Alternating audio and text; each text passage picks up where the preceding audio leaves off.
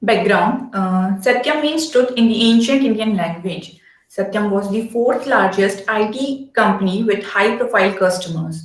Mr. Ramalinga Raju, chairman and founder of Satyam, who has been arrested and he has confessed to $1.47 billion fraud, admitted that he had made up profits for years. According to reports, Raju and his brother B. Rama Raju, who was the managing director, hid the fraud from the company's board senior managers and auditors. The case of Satyam's accounting fraud has been dubbed as India's Enron. To, to evaluate investors factors that contributed to the unethical decisions made by the company's executives. Now, from here, Tanya will take charge. So I will tell you about the arrival of Satyam Computers. Satyam Computer Service Limited was a rising star in the India's outsourced IT services industry, and it is also an example of India's growing success. The firm began with 20 employees and grew rapidly as a global business. It offered IT business process outsourced services spanning various sectors. Now we come to the awards. Satyam won numerous awards for innovation, governance, corporate accountability. In 2007, Mr. Raju won Ernst and Young Award and Entrepreneur of the Year. On April 14, 2008, Satyam won uh, MZ Consults for being a leader in India in CG and accountability. In September 2008, the World Council for Corporate Governance awarded Satyam with the Golden Peacock Award for excellence in corporate accountability. Now, now we come to the about company. First point is by 2003, Satyam IT services businesses include 13,120 technical associates servicing over 300 customers worldwide. At second point is at that time the worldwide IT service market was estimated at nearly $400 billion with an 6.4% annual compound growth rate. That point IT service were increased, and this will impact on the internet on e-business and emergence of uh, a high quality IT service industry in India. And third point is from 2003 to 2008, in nearly all financial metrics are of interest to investor, the company grew measurably. By 2008, the company had grown to USD dollar 2.1 billion, and the company demonstrated an annual compound growth rate of 35% over that period. By beginning in January 2003, at a share price of 138.08 INR, Satyam stock would peak at 526.25 INR, a 300% improvement in a share Tanya, you price can on the after. radio. Yes. Ma'am, मेरा on है. Ma'am, can I continue? Yes, yes. 300% improvement in the next 5 years in share price, and that time Satyam will clearly generated significant corporate growth and shareholder value. And um, and last point is the Satyam increasing day by day. Satyam was a recognizable name in the market industry, that is in a global IT marketplace. Thank you. Now I would like to call Anshita to continue the presentation. Thank you, Tanya. I am here to give information about Satyam scandal. Before giving information about Satyam scandal, we must know the word what scandal means. Scandal is an action or event regarded as morally and legally wrong and causing general public outrage. The Satyam scandal is a classic case of negligence of fiduciary duties, total collapse of ethical standards, and the lack of corporate social responsibilities. 7 January 2009, a day which changes the life of millions of investors of Satyam Computer Limited, a company which was once a rising star converted to fraud with a single letter disclosed by its chairman, Mr. Ramalinga Raju, in front of its board of directors. This balance sheet stated variation between the books of accounts and the reality. First, the balance sheet showed the non-existent cash bank balance of rupees 370 of rupees 5,440 crore. Second, an accrued interest of rupees 376 crore, which was exactly not which was actually not existing, and at last overstated debtors of rupees 490 crore. Now, you all might have the question that how did this balance sheet show such a huge amount of non-existent cash? Actually, the company had about actual revenue of rupees 2,112 crore as revenue and operating margin of rupees 61 crore, which they stated as 2,700 crore as revenue and operating margin of rupees 649 crore in the book of accounts.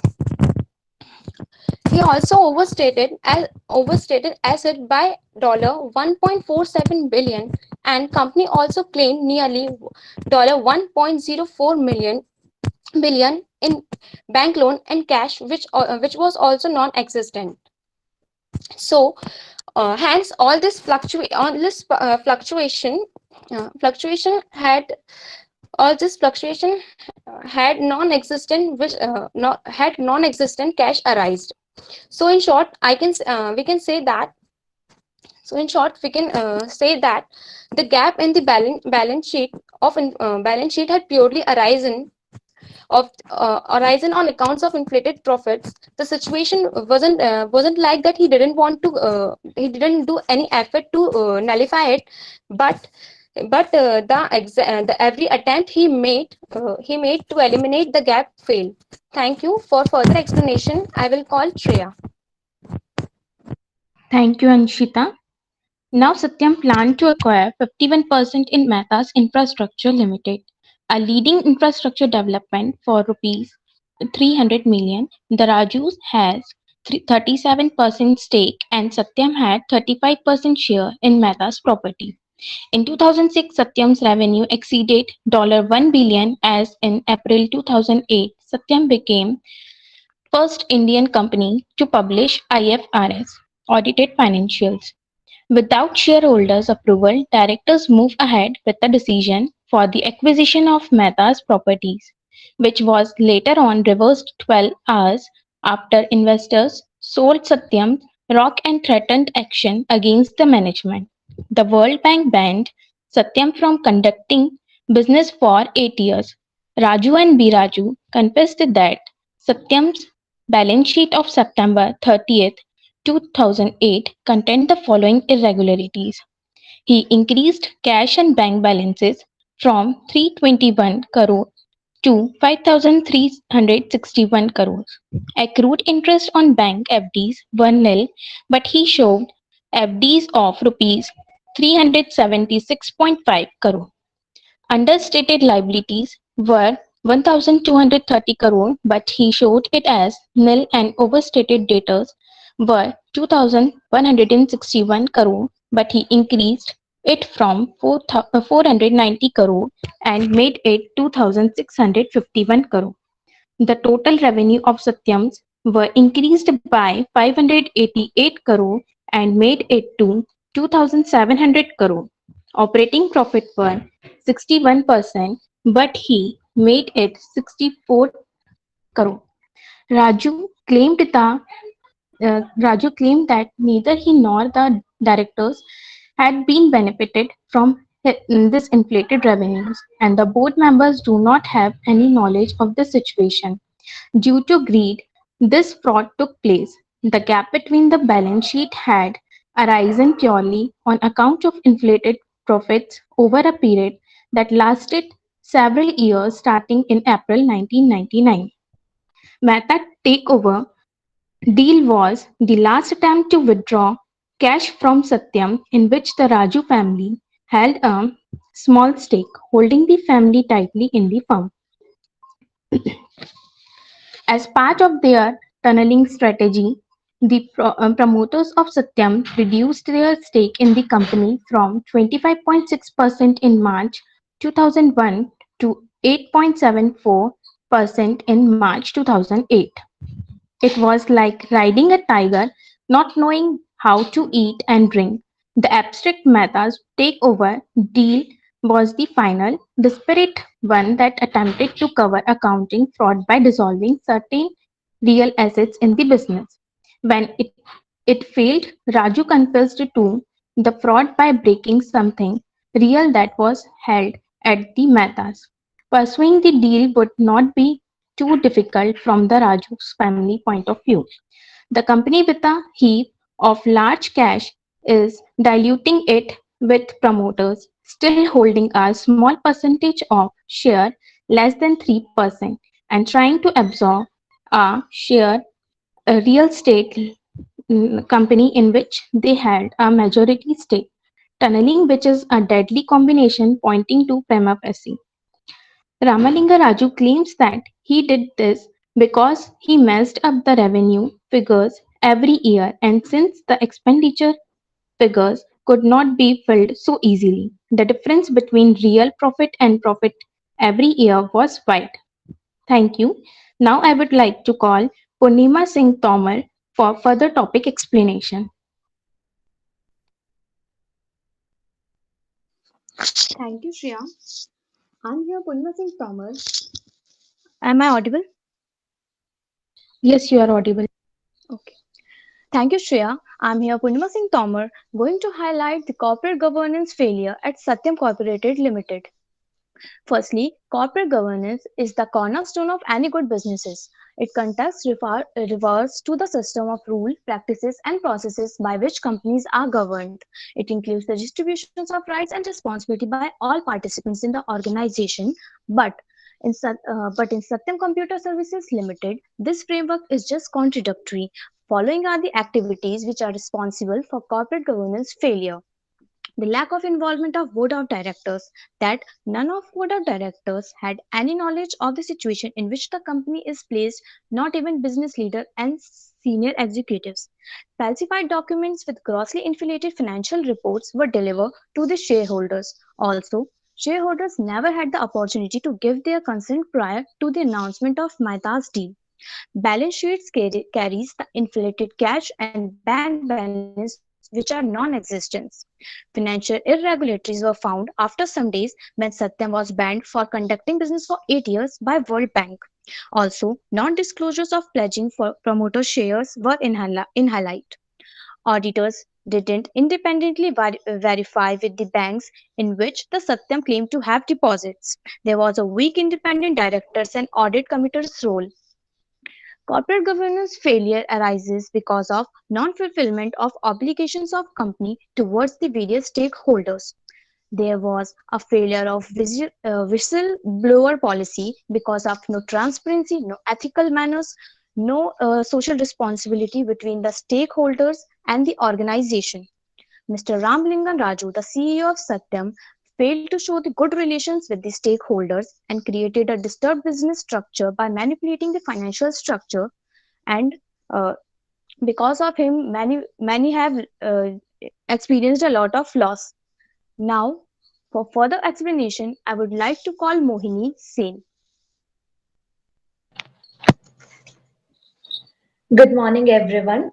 So let's move ahead to the auditor's role and the factors contributing to fraud. Before getting ahead, let's get familiar with some of the following terms, basic terms, in a form of question. So, who is an auditor? An auditor is a person responsible for the validity and the reliability of, for assuring the reliability and the validity of the financial statements of a company. Now, what is the role of an auditor? Auditor is to ensure whether the frauds are not being committed by the company. How he is responsible. So I would say that he has the responsibility to detect all the frauds and to check out the financial statements properly. So let's move further to the factors indicating the involvement of auditor and or the inherent behavior of the auditor. The PwC, the Priceless Waterhouse Cooper, is the auditing firm which is auditing the Satyam Computers for 9 years, and a troubling item of $1.04 billion on the balance sheet as non-interest bearing deposits. Is showing, and in fact the large amount of cash, these are, and also the fictitious sources, these all are indicating to something, and auditors have not reported it. Somehow a regional company definitely will invest such a large amount in the interest bearing account or may return the cash, as such was not done by the Satyam Computers. It was also said that the payments of the Satyam Computer have made the payment twice to the PwC, which then the other would charge for the audit in the market as compared to the market prices. In fact, this is also indicating that the balance sheet items and the income statement items have not been verified. Also, this is stating that the sources have not been verified with the bank from which they are coming. So, Shreya, can you please switch the slide? Okay. So let's move further to the factors contributing to fraud. Before discussing, let's discuss what is fraud. Fraud is a deception or a misrepresentation or a action which is done by a person or an individual to gain unauthorized benefits, and he know that. It means the fraud is not at all a mistake. So who else can be responsible for detecting the frauds, and how? The SEBI, the stock exchange, as the Satyam Computers are increasing their stock prices by manipulation.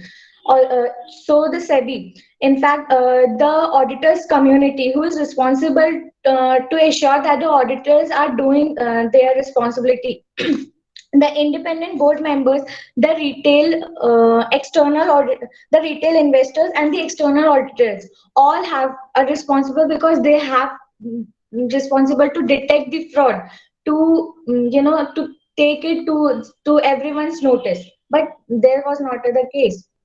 Also, I would like this is something a managerial fraud. If everyone is involving, it becomes difficult to detect such kind of frauds.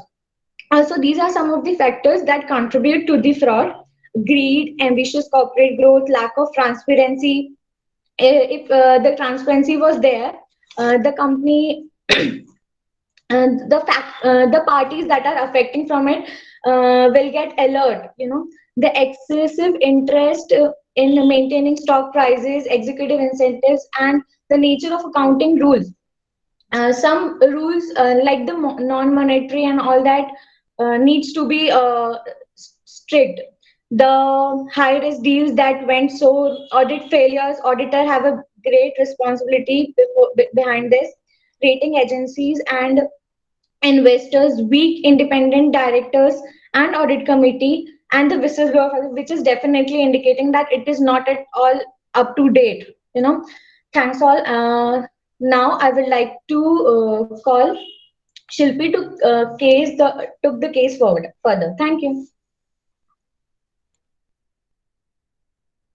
I'm here to tell you about the consequences of fraud disclosure. The news of fraud impacted the investors of Satyam. Merrill Lynch, who was appointed by Satyam to look forward for purchaser and buyer, terminated its engagement with Satyam. Credit Suisse suspended its coverage of Satyam, and PwC came under intense scrutiny, and its license to operate was also revoked. Many of the coveted awards won by Satyam and its executive management were stripped back from the company. This fraud news also impacted the shares of the company, as the share of Satyam fell more than 70%. Since March 1998, 11 rupees 50 paise was the lowest share price of the Satyam, as it fell on 10th January 2009 compared to the high of 544 rupees since uh, rupees in 2008. As Mr. Raju presented false document and violated the duties towards the company, criminal charges were charged against Mr. Raju and his company, including CFO B. Ramalinga Raju, Ramaraju. It included criminal conspiracy, breach of trust, and forgery. After Mr. Raju's revelation about fraud, new board members were appointed. They started immediately working towards the solution for preventing the total collapse of the firm. The board's aim was to sell the company within 100 days. For this, they met bankers, accountants, lawyers, and government officials. Indian officials acted quickly to save the company from the same fate that met World Enron, and where they met a large number of accounting scandals. The Indian government started investigation and they maintained their direct participation, as they doesn't wanted to appear as they are responsible for fraud, or they are trying to cover up the fraud. Several major players and in IT field gained their confidence in Satyam. In mid-March, SEBI appointed the SEBI appointed a retired Supreme Justice named Justice Barucha for the auction process on 13th April 2009, in which Tech Mahindra bought Satyam for $1.13 per share. As both Tech Mahindra and SEBI are now fully aware to the full extent of fraud and India will not pursue any further investigation, Tech Mahindra and the stock has again stabilized from its fall on November 2009, and as part of Tech Mahindra, Satyam is once again on its way towards a bright future. Thank you. Now I would like to call Saloni for further explanation. Thank you, Shilpi. So let's move to the investigation. As we know that no crime or fraud can be hidden for long, and same happened with the fraud of Satyam. After the investigation of the case, charges were filed against several different groups of people involved with Satyam. The Indian authorities arrested Mr. Raju's brother B. Rama Raju, its former managing director Srinivas Vadlumani, the company's head of internal audit, and its CFO on criminal charges of fraud. Indian authorities also arrested and charged several of the company's auditors, that is PwC, with fraud. The Indian Institute of Chartered Accountants of India ruled that the CFO and the auditors were guilty of professional misconduct. The CBI also investigated the CEO's forest assets. There were also several civil charges filed in the US against Satyam. The investigation also implicated several Indian politicians, and in India, both civil and criminal litigations cases continues, and in the United States, only civil litigation continues. Shreya, please change the slide. Now comes to the victims. So some of the main victims were employees. The employees of Satyam spent anxious moments and sleepless nights as they faced no payment of salaries, project cancellation, and equally bleak prospects of outside employment opportunities, as they were the employees of Satyam. So none of the firm gave opportunities to them. Also, they had to suffer from many ways: morally, financially, legally, and socially. The clients of Satyam expressed loss of trust and reviewed their contracts. They preferred to go with other competitors. Several global clients like Cisco, Telstra, and World Bank cancelled their contracts with Satyam. The shareholders lost their investment, and there was doubt about revival of India as a preferred investment destination. Bankers were concerned about recovery of financial and non-financial exposure and recalled facilities. Indian government was worried about its image of the nation and IT sectors affecting faith to invest or to do business in the country. The customers would have been affected as they were shocked and worried about the project continuity. After the Satyam fraud, Indian market recovered and Satyam is still continuing. Because of global economic recovery, India's stock market is achieving record highs. Tech Mahindra purchased 51% of Satyam in 2009 and saved the firm from the collapse. Now, for the conclusion, I would like to invite Purnima.